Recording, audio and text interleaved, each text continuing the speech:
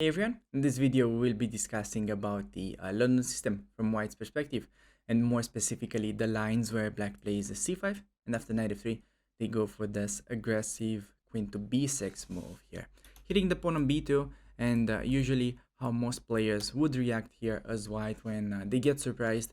They tend to make a move like, let's say, b2, b3, or place their queen on a little bit of a dodgy square, which is c1, and once you make one of those moves you will no longer be able to get the typical attacking ideas that you normally do in the London, as I showed them on the channel before. So it's really important to actually be well familiar of this line, and also a big disclaimer here: do not confuse this with the main lines that we have covered so far on the channel: rising after knight c6, knight b2 d2, and then queen b6, because those are completely different positions, even though it may seem like not that much has been changed, but the game plan is much more different.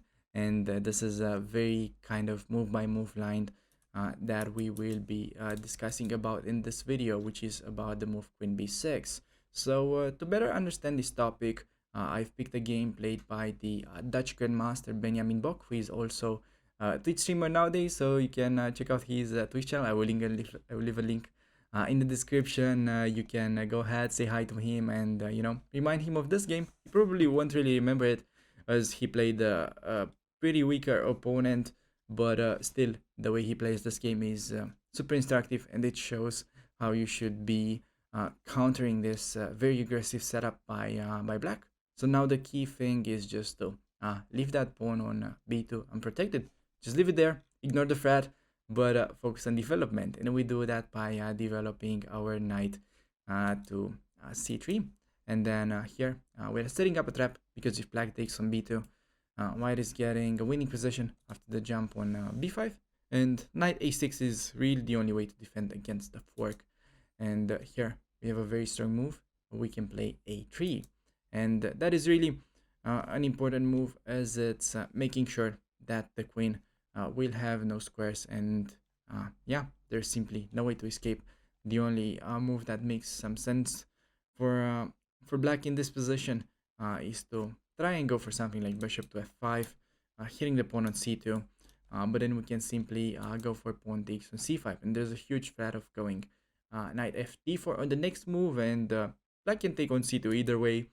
Here we can trade queens, for example, and then go rook to c1. If bishop goes to f5, yeah, we can just go back with a knight, then go for something like c6 on the next move with just a completely winning position. So instead of this, black would also take with a bishop, hitting our queen, but we are once again happy to trade queens by playing queen c1.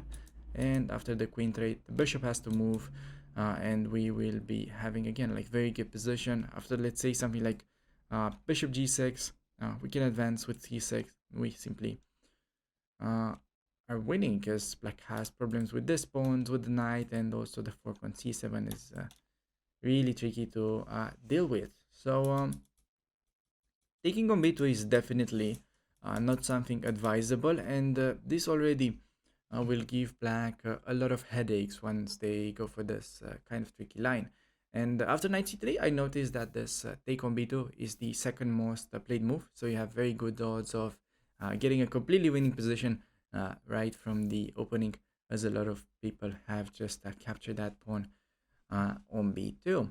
But the other interesting thing here is that, well, there are also tricky guys out there who, after the move knight c3, they are thinking to play something like a6, saying that, well, now the thing is we will be taking on b2, but there will be no knight b5 jumps whatsoever. That is a pretty clever idea, and it could be pretty annoying if you're not prepared against it. But here we can play the move knight a4, hitting the queen, and after the check on a5, this is really the only sensible move, as the pawn on c5 would otherwise hang. And after the check, we can play c3. We are blocking the check while also opening up the path for our queen, defending the knight. And in this position, black has two big lines. If they go c4, we can play b4, and after queen to d8, this is kind of the only move, as taking on b3 would give white a nice advantage after taking with the pawn opening up the rook, so this is not advisable. And after the move queen to d8, I really like the setup of going for the fianchetto, following a game played in correspondence chess. And after e6, you can play bishop to g2, and then bishop to e7. The game plan is to castle and then play for the e4 break with rook e1 and then knight to d2. We'll be breaking with a4, and I feel like white has the easier position once this bishop will open up. So yeah, even though that game ended in a draw later on, I feel like it's already easier to play as white. So that should be pretty much it about c4, and the other line is to take on d4 in this position. We'll be taking with a pawn, and after something like let's say bishop to g4, we can just go knight c5, hit the b7 pawn, and then queen b6. White is actually completely winning after the move queen to b3, as queens have to be traded, and if they go like b6, well, there is a pretty hanging pawn on a6 because we have a lot of pieces eyeballing that. So bishop g4, not really the best move for black. It's a little bit better to play e6, closing that bishop, but white would still have a nice edge after b4, hitting the queen, and on queen d8. I just like to play bishop d3 and meet bishop to d6 by jumping with the knight on e5. We can castle on the next move, and white is definitely enjoying a more pleasant position with this dominant knight on e5, and black's really a passive bishop. So I think that should already be enough for this a6 line, and we will now dive right into the main topic, which is the move bishop to d7. And this is a little bit scary, as you know, this line has scored somewhere like 70% win rate for black in online games according to the Lichess database, and it's actually like really kind of frustrating to play against if you don't know it. So really important to know your lines here, and yeah, the idea of this move, if you compare it with a6, it's kind of similar, that black is threatening to take on b2, and then there will be no like knight b5 idea, but this bishop is also keeping an eye on that a4 square, so we cannot really go for the knight a4 move as we did against the lines with a6. So we need to play a little bit different here, and the way to do so is by taking on c5. And this is not like the most common theme for the normal London system, but because of the fact that we already have the knight on c3, we do have more of a Jobava London than a traditional one, and this taking on c5 is actually very common, and you will see that white is getting into pretty nice positions, I would say, that are relatively easy to play, and once you kind of get more familiar with the typical ideas and plans, I think yeah, you will have no problems in meeting this early queen b6 lines ever again. So after bishop to d7, I really like taking on c5. This is what Benjamin played in the game, and here queen takes on c5 is the most solid answer. But black can also go for queen takes on b2, and even though bishop e5 is a playable move as well, I really like the following idea of going knight b5. The knight is hanging there, and if the bishop takes, well, the key move is to go for queen to d4, deflecting that queen, and after queen takes, we take on b5 intermezzo, and then once the knight blocks, we will be taking with a pawn with just huge initiative. Position is actually completely winning according to the engine. We can castle short, we can break with c4, we have like 95 jumps and so on.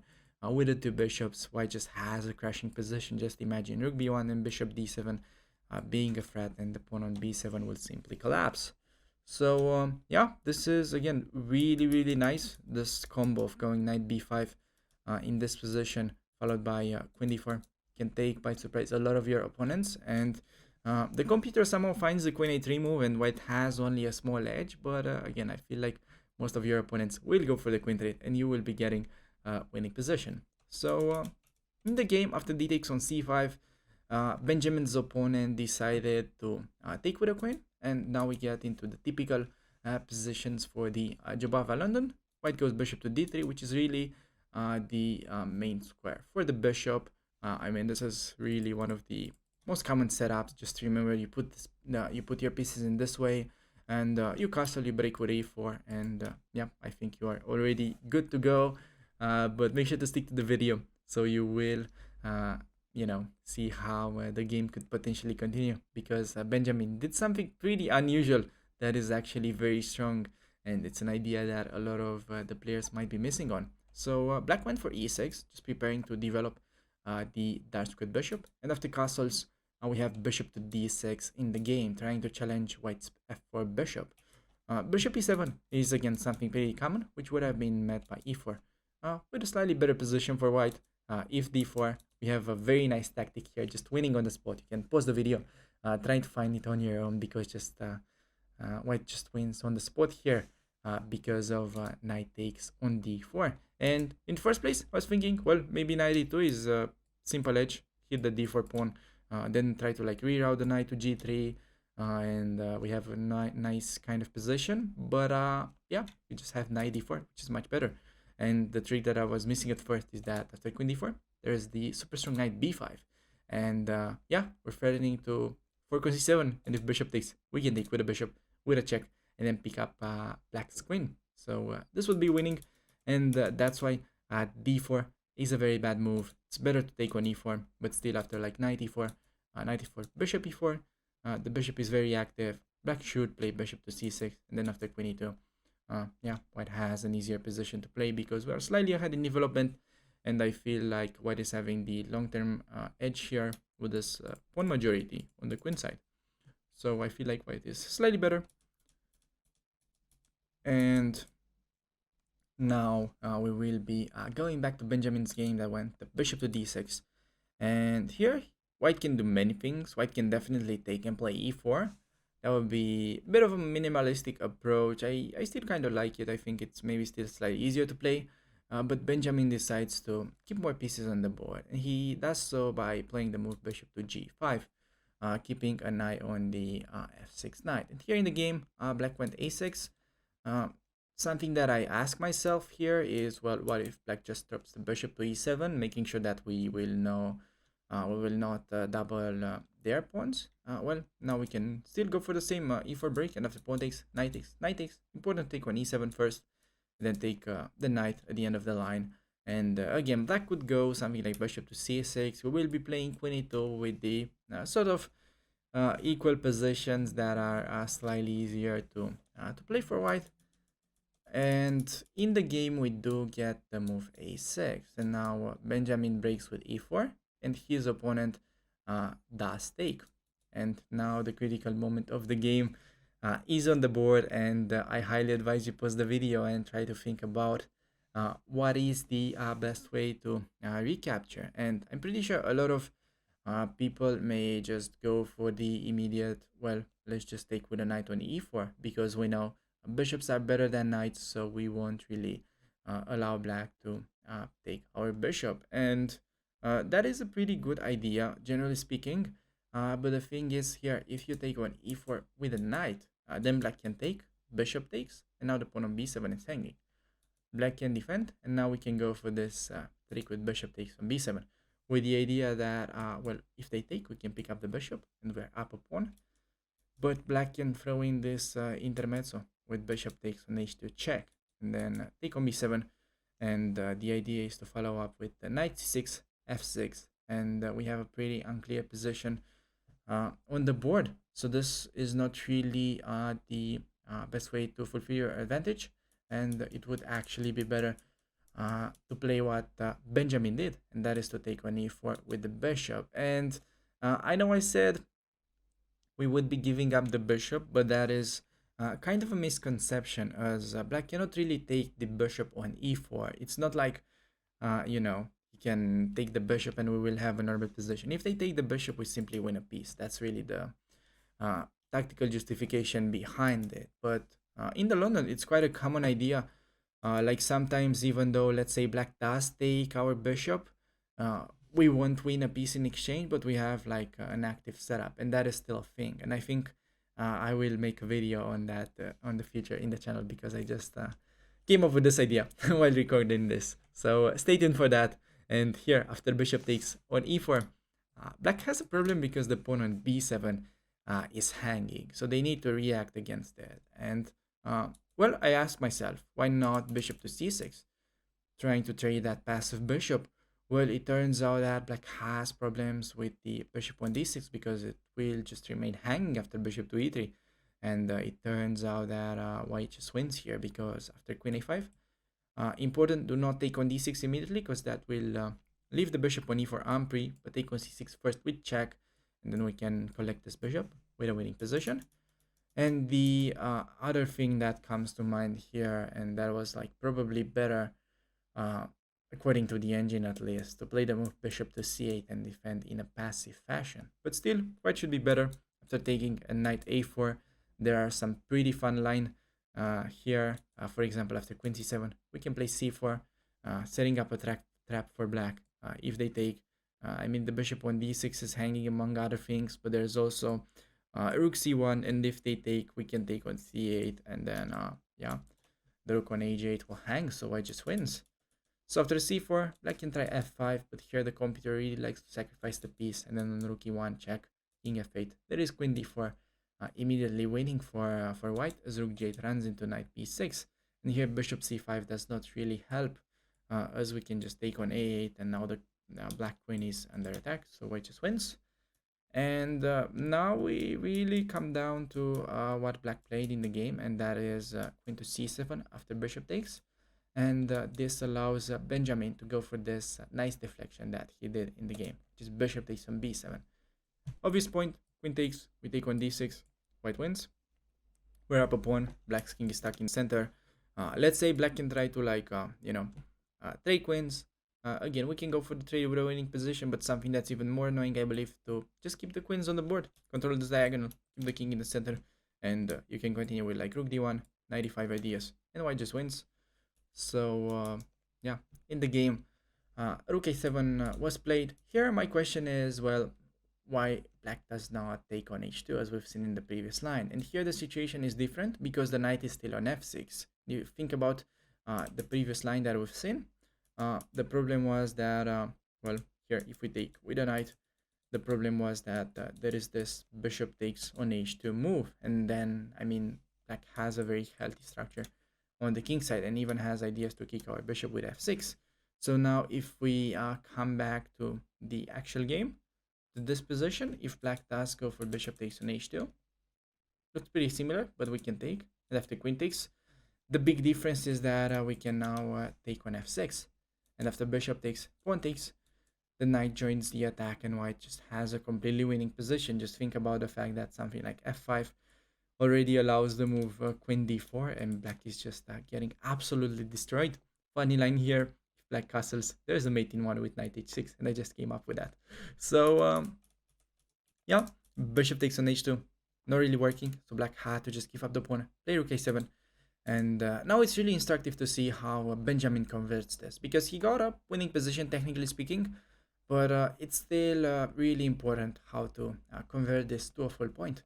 So we have bishop to, whoops, that was actually a little bit of a mouse slip, but we have bishop goes back to e4, and after knight c6, rook to e1, activating the rook, and yeah, black kind of struggles to castle short, as then we can take, and the king side is really, really weak. So this looks really scary. And after h6, I have bishop takes, pawn takes, and now a very nice transition. Bishop takes on c6, giving up the bishop pair just like that, but it works tactically. Main point being that after takes, black took, but now white has a very powerful jump with knight d5, hitting both the queen and the f6 pawn. And here, black took on d5. We have queen takes, bishop to e7, and now yeah, obviously queen cannot be captured because the pawn is pinned, and after bishop e7, the queen is now under attack. So Benjamin sidestepped that by also creating a threat of rook takes on e6. We have queen c2, rook takes on e6, queen g6, and now again you could trade queens and go for the endgame with very good winning chances, but that would be kind of slower and giving black chances to escape after something like king f7, bringing the rook in the game, and you still have a lot of work to do. So it's much better to do what Benjamin did, and that is queen c5. Again, taking advantage of the fact that the bishop is pinned and hitting black's rook. We see a rook trade here, and after rook to g8, threatening mate in 1, just make sure you sidestep that. White plays g3, after queen e4, hitting the knight. We have king g2, we have solidified And now we will be ready to start attacking black's king. Queen to c6 was played. Now white brings the queen back into the game, hitting the h6 pawn, and for this reason we get h5. After rook c1, hitting the queen, we get queen d5, and now the queen goes to h6, creating a concrete threat of rook to c8, and now black plays the move king d7, stopping that. But after the simple looking rook c2, threatening to play rook d2 and pin the queen, black took on a2, but the position is simply winning. After rook check, king goes to c8, then queen h7, hitting both the rook and the bishop. Rook has to go to e8, but then queen f7 wins the game, because the only move that defends the rook will actually drop the e6 pawn, and white will just have an easily winning position.